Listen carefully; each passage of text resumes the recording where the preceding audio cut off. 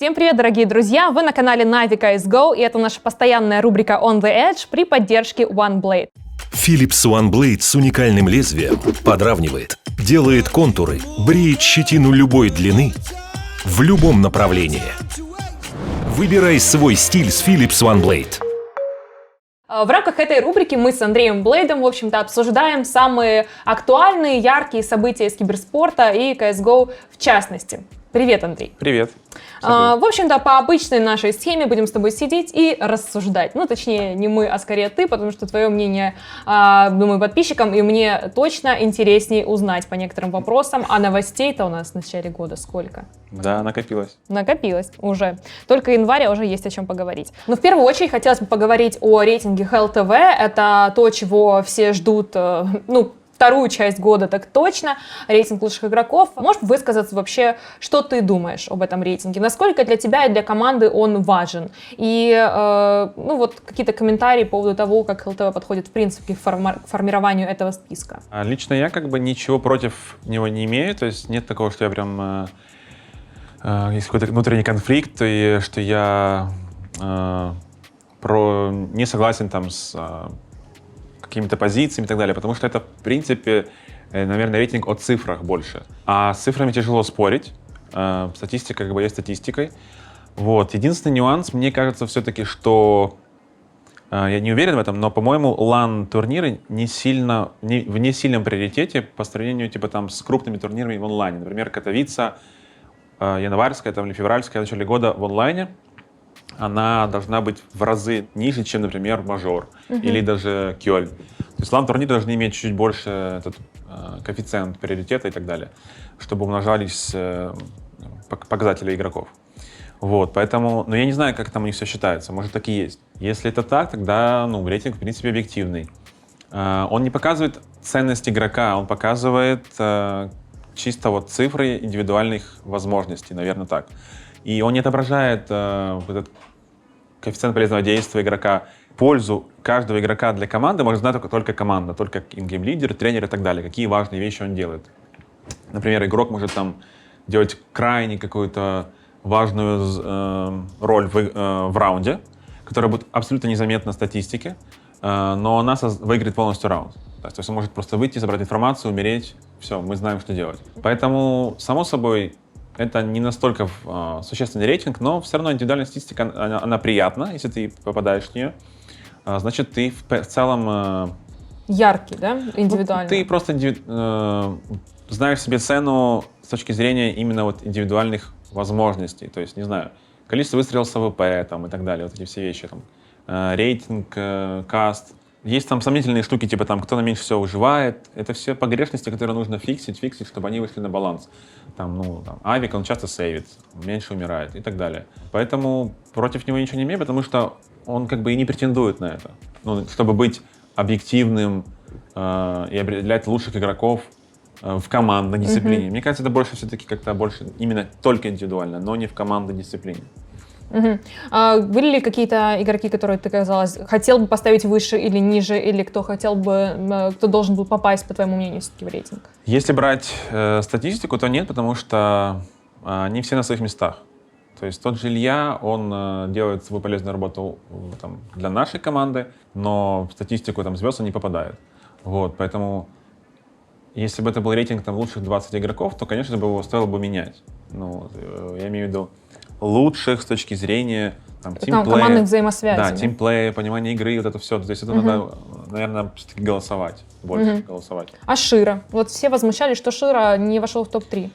С цифрами не поспоришь. То есть статистика — это статистика, она говорит за себя сама. Все. Посмотрим, что будет в следующем году. В любом случае, Валера вошел в топ-10 в первый же свой год на большой сцене. Это, крутое достижение, мы очень сильно им гордимся, естественно, как и Денисом, и в первую очередь с Сашей. Хорошо, давай двигаться дальше. У нас много новостей интересных вышло и по RMR-системе. Ходят слухи, что действительно Valve обновят эту систему, и теперь RMR будет проходить на ланах, если все будет в порядке с ситуацией эпидемиологической в мире. И самое главное, это объединят регион Европа и СНГ, да? Что ты думаешь об этих новостях? Сколько, получается, 16 слотов будет у Европы и СНГ на мейджор. 7 легенд, 6 челленджеров, 3 контендер. На Америку 6, на Азию и Океанию, которую тоже объединили, 2. Что скажешь о том, что вообще Европу и СНГ решили объединить? Я еще немного об этом думал, если честно. Но официального анонса, по-моему, еще не было. Нет, это на уровне слухов, но это уже писали на ХЛТВ, то есть, скорее всего, так и будет. Я думаю, это нормально, это объединить СНГ, регион и Европу. Мне, кстати, этого не хватало, да. Потому что когда мы играем только с СНГ, это как-то на нас по-другому влияет. Потому что все готовятся в первую очередь, наверное, к вам, да, и знают каждое ваше движение. Ну и в целом как-то так сложилось, что, мне кажется, это какой-то стереотип, предвзятость, но СНГ-регион, когда ты играешь, что это типа не главный турнир, он не приоритетный. Что здесь такого обыграть всех в СНГ? То есть, ну, так устроена экосистема. То есть она изначально так не закладывалась, чтобы мы выигрывали как там в футболе, там, свою лигу, там, своей страны. Поэтому изначально идет акцент, фокус на Европу, на мир, на сильный регион и так далее. Вот. Поэтому объединение хороший для нас. Плюс. Тем более на лане, да? Да, тем более на лане. Надо просто к этому привыкнуть, потому что раньше были эти слоты, и ты уже к этому привыкал все это время, то есть топ-8 попадал сразу на мажор, и ты мог просто готовиться. Здесь дополнительный турнир попадает в сетку расписания, и нужно его учитывать, нужно к нему отдельно готовиться, потому что он важный. Нужно просто себя перестроить как-то вот и к этому адаптироваться. Будем надеяться, что эти РМР не будут хотя бы слишком далеко. Ну, по идее, если это Европа и СНГ, то должно быть где-то неподалеку, чтобы не сильно режим ломать. Кстати, ходят слухи, что ноябрьский мейджор будет в Рио. Да, уже должен был быть один мейджор Бразилии, все этого очень сильно ждали, поэтому будем надеяться, что все-таки в этот раз все получится. Я бы с удовольствием слетала в Рио, мне кажется, что болельщики из Бразилии — это что-то вообще невероятное. Да, там просто очень сложная ситуация была с эпидемией, то есть, насколько я знаю, там были рекорды, и у них с этим, по-моему... И до сих пор не очень? По-моему, там как-то, я не точно ситуацию не изучал, но вроде бы с вакцинацией какие-то есть трудности, то есть там мало вакцинированных, по-моему. А мы же хотим видеть много публики, зрителей, в первую очередь. Бразильская сцена этим славится. Поэтому было бы круто, чтобы вот все было именно вот хорошо в этом состоянии, когда придут все зрители, все вернется как бы в старую модель проведения лан-турниров, когда нет никаких запретов и есть это вот шоу, яркое шоу. Будем надеяться, что до ноября ситуация изменится, и мы таки доберемся до Рио и погреемся на солнышке. Следующая новость, которая потрясла мир, это то, что инвесторы из Саудовской Аравии купили ESL и Faceit за $1,5 миллиарда США. Новость, которая действительно навела шуму. С одной стороны, да, огромные инвестиции в киберспорт — это всегда плюс. И, наверное, мы будем видеть что-то интересное. Но хотелось бы узнать, вот насколько ты думаешь, инвестиции именно из этих стран, из конкретно Саудовской Аравии, могут повлиять каким-то образом на киберспорт? То есть какие изменения мы можем увидеть в связи с приходом такого влиятельного инвестора, который может, в принципе, поменять всю игру? Слишком сложный вопрос. Мне кажется, это больше надо, он такой инсайдерский как-то. Не владея всей информацией, тяжело дать оценку, но из того, что я слышал, что там было интервью с Кармаком, он сказал, что все с точки зрения типа модели существования, то есть функционирования, она остается прежней. То есть менеджмент тот же, все то же, нет никаких изменений. Вот, то есть меняется только владелец, остальное остается таким же.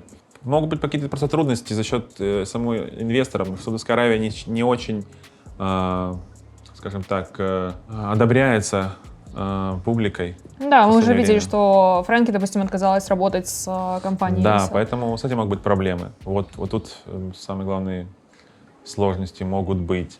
Так ничего особенного. Faceit и ESL объединяются в том числе для того, что для всего самого хорошего. Они будут... интересно для чего, то есть какие проекты, пускай они покажут какие-то проекты, тогда будет что анализировать. В планах у них как раз помощь в продвижении молодых игроков, создание для них там неких платформ для продвижения еще больших, инвестирования в это, то есть все самые благородные цели. Поддерживать локальные сцены, локальные турниры, вот все вот это. Поэтому будем ждать новостей, возможно, ребята зайдут и на наш рынок неким образом. Будем надеяться, что большие деньги в киберспорте, это, наверное, всегда только к прогрессу, да, скорее, чем наоборот. Давай в заключение перейдем к решафлам. Естественно, то, что произошло и происходило после мажора, это был, наверное, самый большой решафл со времен начала пандемии. Очень многое поменялось на тир-1 сцене. И не хочется обсуждать прям каждую замену, но, может быть, ты назовешь какие-то, которые ты видишь самыми перспективными, например, и что тебе показалось самым интересным из изменений в тир-1 командах? Ну, наверное, G2 и FaZe. Видимо, думаю, это самые такие перспективные. Потому что у G2 есть, в перспективе есть очень сильный снайпер. То есть у Ильи там навыки, механики, прям задатки будущего тир-1 снайпера. Вот. И тут вопрос типа времени. И правильной работы с ним. Все, если будет качественная работа проделана, с точки зрения именно прогресса, анализа ошибок, всего остального, то есть вектор направления правильно выбран, куда он развивается с точки зрения анализа и всего, именно его внутреннего, игрового. Это самое главное, потому что одних только индивидуальных действий мало на тир-1. Очень важно хорошо понимать игру и быстро принимать решения. Хорошо понимать английский язык, да? Да, то есть очень много есть нюансов, потенциал есть много нюансов, которые могут этому мешать. Но самое главное, что у тех, кто стоит там у руля, есть офигенный материал для работы, да, то есть братья перспективный ингейм-лидер, перспективный снайпер, Джек Зи, который, как они его называют, душа компании, то есть как главная точка настроения, то есть он связывает клей, как часто говорят, для состава, то есть все у них в руках. Алексей Би ты считаешь хорошим ингейм-лидером для G2, да? Конечно. Алексей Би точно входит в топ-10 лучших ингейм-лидеров сейчас. Точно. Вот. То есть он потенциально спокойно может быть на тир-1. И я недавно говорил еще в одном интервью, что то есть у него есть потенциал, у него есть навыки, и сейчас у него есть лучшая возможность проявить себя. Со времен Энс, да? Лучше у него, в принципе, наверное, не будет. То есть у него есть все для того, чтобы себя показать. Есть много вопросов, то есть того, что у него есть разные видения игры, по-любому. Это очень тяжело, когда есть разные видения, прийти к одному, положить конец каким-то спорам, чтобы эго не брало на себя много инициативы. Это очень важно. И поэтому нужен лидер. Нужно одно видение. Вот самая главная их цель. Например, он очень много разговаривал, много пытался делать микроменеджерских таких процессов в своей команде с неопытными игроками. Здесь нужно отвыкнуть от этого, дать свободы больше, найти этот баланс. И во всем надо найти баланс. То есть это очень перспективный проект, но его еще и сложно реализовать, чтобы все сошлось. Вот. И FaZe, потому что там все примерно понятно, и добавили сразу же сильного люркера, более сильного, чем Олов. И остальные составы очень сложные. Vitality, они, наверное, тоже одна из самых громких замен. Там очень рисковый проект изначально, но тоже с хорошим потенциалом. Ты видишь, что они сделали? Они написали, что мы, сначала сосредоточились на баундинг, да, то есть на том, чтобы быть командой, поехали в горы, много общаются и все остальное. Видишь перспективу в этом проекте? Да, как раз-таки больше всего скепсиса было именно по поводу найти эту одну волну, одну частоту для команды. Абсолютно разный менталитет. То есть французы, которые никогда не играли ни с кем другим, датчане никогда не играли с другими. Тут они соединяются. Тренер, Apex, тренер-зоник, Apex, нужно найти общий язык.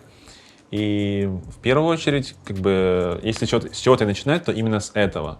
То есть нужно этот порог доверия выстроить, чисто просто адаптироваться друг к другу, понять, что это за люди. И это максимально правильный шаг, сделать то, что они сделали. Важно уточнить, что Zonic они именно так и начинали свой путь в Астралис, один в один. То есть они тоже сделали сначала двухнедельный, просто никакого Counter-Strike, просто много целеполагания, тимбилдинга, куда они движутся, то есть много осознанных каких-то таких вещей, которые заставляют тебя, выстраивают фундамент. И это правильный путь. А что будет дальше, непонятно. То есть перспектива есть, игроки все опытные. Единственный вопрос быть то, что сможет ли так же круто играть Zipnix, как он раньше играл, сможет ли вернуть свою форму Манджес. Мисута перспектива однозначно. Зайву это Зайву. Apex офигенный, в конце показал офигенное качество ингейм лидерства на конец года. Поэтому все на своих местах, главное просто, опять же, как и в G2, все это найти одну систему. Вот остальные составы слабые. Ну, EG, Liquid, это все очень сомнительные составы, мне кажется. Ну, в любом случае, февраль будет веселый. Нам сначала предстоит Blast Spring Groups, да? А потом у нас Катовице в конце февраля. Надеюсь, мы поедем на LAN, и все эти команды, в принципе, там соберутся, и мы увидим всех в бою, и тогда, в общем-то, все будет ясно. Это лишь наше мнение, поэтому мы можем лишь предполагать. Спасибо большое, Андрей, что высказался по этим актуальным событиям, которые произошли у нас в январе и в конце, в принципе, декабря. Вам спасибо, друзья, за просмотр. Это была наша постоянная рубрика On the Edge при поддержке OneBlade. Подпишитесь на наш YouTube-канал, поставьте лайк, напишите комментарий, что вы думаете о всех этих новостях. И еще увидимся. Всем пока. Пока.